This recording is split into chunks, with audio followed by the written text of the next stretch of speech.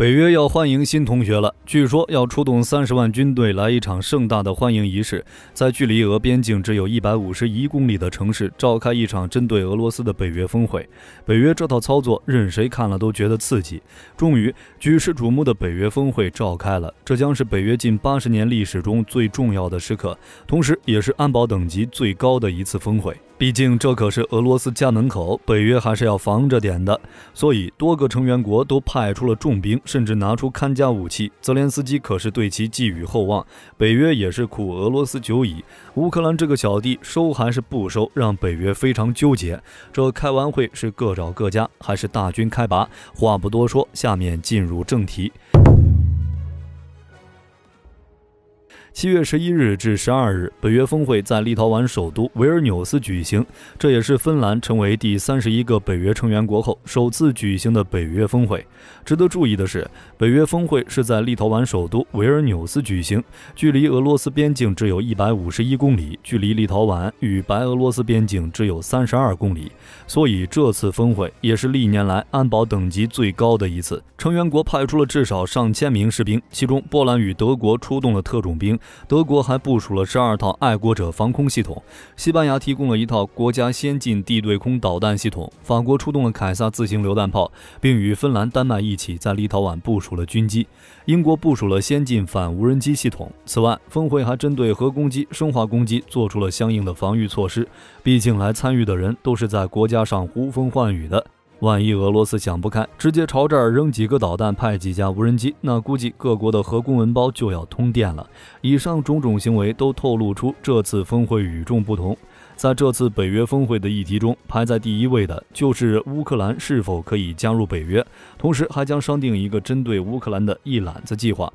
包括对乌克兰的多年援助计划，还会成立北约乌克兰理事会，通过新的工作机制来升级北约与乌克兰的政治关系，至少也能让乌克兰与北约成员国平起平坐。最后就是重申，乌克兰将成为北约成员国。在立陶宛北约峰会首日会议后，斯托尔滕贝格代表峰会发表多项声明，宣布一项多年援助计划，以此来帮助乌克兰过渡到北约的培训标准。但乌克兰想要加入北约依旧不容易，有些问题是无法逃避的。一般来说，欧洲国家想要加入北约，需要先受到北约邀请，并参与北约成员国行动计划。此时，这个国家就已经被认定为北约候选国。此前，拜登曾透露，2021年6月与普京在日内瓦会晤时，普京曾要求不让乌克兰加入北约，但遭到了拜登的拒绝。2018年，北约将乌克兰列入申请国名单，只要乌克兰加入了成员国行动计划，在满足北约一系列要求之后，经过成员国批准，就能真正加入北约。但这个流程非常复杂，往往需要耗时数年时间。为此，北约提出了建议，那就是成立北约乌克兰理事会，可以绕过成员国行动计划，加快通往北约的道路，让乌克兰加入北约的流程从2步缩减到1步。理论上意味着成员国可以在任何时候同意乌克兰正式加入北约，而这就是北约为乌克兰准备的道路。但即便为乌克兰取消了一些限制，不需要参与成员国行动计划，但想要加入北约仍需要所有成员国同意。同时，乌克兰还需要进行一系列改革，才能达到北约要求。而另一个例题就是关于瑞典加入北约的。瑞典与芬兰去年同时申请加入北约，经过一系列流程之后，芬兰于今年4月份正式成为第31个成员国，但瑞典就没这么顺利了。在北约内部遭到了土耳其、匈牙利的强烈反对，其中以土耳其的态度最为强硬，主要原因来自库尔德武装。让人没想到的是，瑞典加入北约的谈判在7月10日迎来了转机。当天，斯托尔滕贝格与土耳其、瑞典举行了3方会谈，当然，瑞典也给出了足够的诚意。要知道，土耳其的心病就是库尔德武装，所以瑞典会修改宪法与法律，并提出一份反恐路线图，大幅扩大对库尔德武装的打击，并恢复对土耳其的武器出口。同时，面对同病相怜的土耳其，瑞典也将支持土耳其加入欧盟的努力。接下来，埃尔多安将尽快将瑞典的入约议定书提交给土耳其议会，并努力确保议定书获得议会批准。与此同时，3项新的区域威慑和防御计划也获得了峰会通过，此举势必要给俄罗斯带来巨大压力。北约东翼，这是近年来国际局势中特别热的一个词。这片区域包括捷克、波兰、匈牙利、爱沙尼亚以及拉脱维亚等9个东欧国家，其中大多数国家都是在苏联解体后独立的。他们一致的情感就是对前苏联怀有对抗和不满。面对现在的俄罗斯，同样如此。在俄罗斯入侵乌克兰后，这些国家迅速调整，将自家许多军事力量援助给乌克兰，甚至还有国家将自身军费的20%到40%拿出来给乌克兰。对乌克兰来说，可谓是倾囊相助。实际上，北约一直没有放弃在边界驻军来遏制俄罗斯的计划。早在波兰部署3万军队，以及美国在罗马尼亚部署101空降师的时候，北约就已经实施针对俄罗斯的军事措施了。目前在北约东翼的爱沙尼亚到罗马尼亚，约有4万名北约士兵待命，每天约有上百架飞机执行任务，近30艘军舰在波罗的海与地中海执行任务。而在立陶宛，德国也宣布计划永久驻扎4000名士兵。待完成驻军后，立陶宛将成为德国在海外最大的军事基地。其实，从2019年开始，一支美军轮换部队和德国领导的北约加强营就一直在立陶宛驻扎，但立陶宛觉得不够，一直找德国谈话，希望能够提供更多的驻军。毕竟立陶宛与白俄、加列宁格勒接壤，一旦北约与俄罗斯开战，立陶宛也将与波兰一样，成为俄罗斯优先打击对象。在去年6月份，德国同意向立陶宛派遣一支完整的旅，但一直没能兑现承诺。现在也就一个指挥所驻扎在立陶宛的鲁克拉，大概只有20名德国士兵，其余部队则驻扎在德国境内的不同地点。按照德国的说法，士兵可以从德国军事基地迅速调遣，随时增援立陶宛，没有必要在立陶宛驻军。但现在国际局势变了，按照德国的说法，那就是波兰和波罗的海国家的位置与当年的西德非常类似，都是战线的最前沿。德国作为北约成员国以及欧洲最大的经济体，将承担北约东翼的防御工作。除了向这些国家增加驻军以外，北约还将在其他地方大幅增加对东翼的军事支持，加强空中和海上作战能力，并计划在靠近俄罗斯边境地区部署30万大军，以此来应对乌克兰带来的危机。这30万大军将分为2个梯队，第一梯队由10万士兵组成，主要来自波兰、挪威、爱沙尼亚以及立陶宛等国家，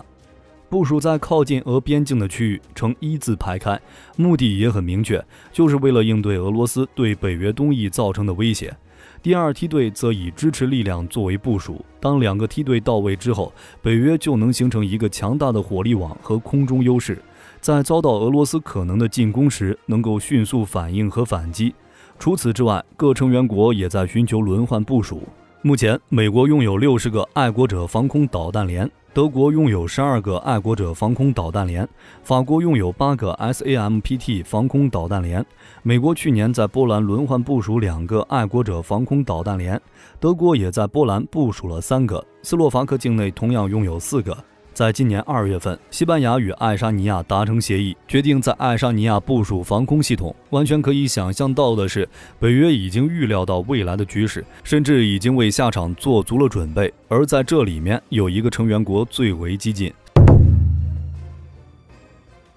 想来大家都知道是哪个国家，没错，就是波兰。在整个北约国家中，最痛恨俄罗斯的就是波兰。从开战之初，波兰在援助上就尽心尽责，能援助的都给乌克兰了，在某些时刻恨不得代替乌克兰下场，摧毁俄罗斯这个世仇国家。波兰驻法大使曾预言北约与俄罗斯开战的时间，并表示一旦乌克兰战败，波兰将成为第一个与俄罗斯发生直接冲突的国家。再加上波兰是北约和欧盟成员国，这就意味着北约与欧盟都要卷入这个漩涡。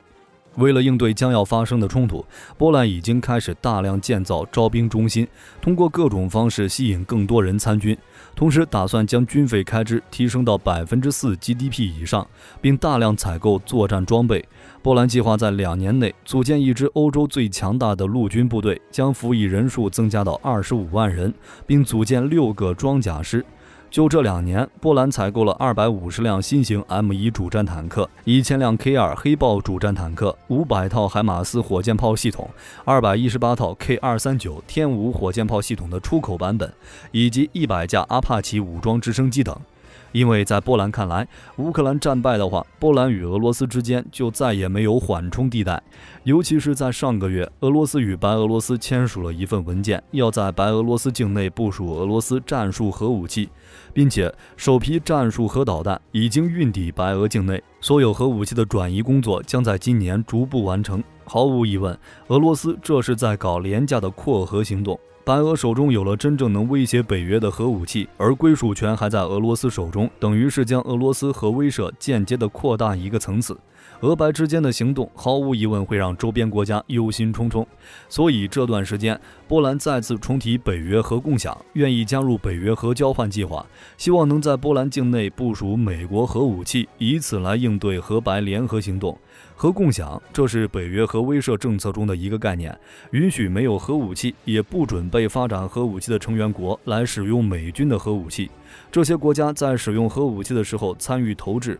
在参与核共享的成员国境内部署的核武器，主要还是由美军负责保管，参与过负责相关的作战情报、指挥以及侦察等行动。比利时、德国、意大利、荷兰以及土耳其等国家已经部署了核武器。根据此前公布的消息，美国在欧洲的军事基地存放了上百枚 B61核弹头。在去年，美国还加快向北约部署更精准的战术核武器。最新版本的 B6112核弹计划已经在去年12月抵达欧洲进行部署。按照原定计划，这批核武器部署时间应该是今年春天。作为 B61核武器家族的最新型号，B6112采用了更先进的制导部件，拥有更高的命中精度，可由美国与其他北约成员国的战斗机、轰炸机进行携带。至于投放平台 F-35战机是具备了。波兰已经斥资48亿美元采购了32架 F-35A 战机，而目前波兰空军主力包括48架 F-16和少量米格29。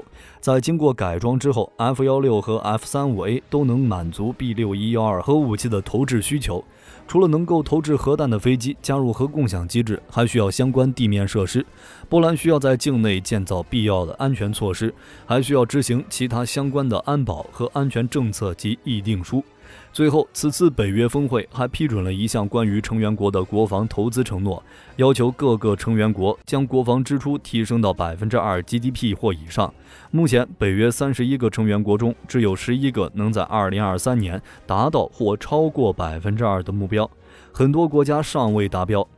在俄乌开战之前，德国一下就增加了100亿欧元的军费，将军费占 GDP 的比例提高到了 2%。更狠的是波兰，2023年波兰的军事预算里边占 GDP 的 4%。未来将拿出更多资金招募士兵，不断壮大军队规模，这简直是不可思议。这就意味着，在抵御俄罗斯的问题上，北约各国的看法基本一致。未来，北约或将持续加大东翼军事力量投入，通过预算上的高付出，构建多层防空和导弹防御体系，强化前沿军事部署。波罗的海国家甚至呼吁将国防预算占 GDP 的比重提升至 2.5%， 加大先进防空系统采购力度，尽快融入欧洲一体化防空反导体系，对潜在对手进行有效威慑。当然，这个潜在对手说的就是俄罗斯。在为国防投入水平低的问题争执多年之后，这个新举动是北约对防务开支态度的重大转变。可想而知，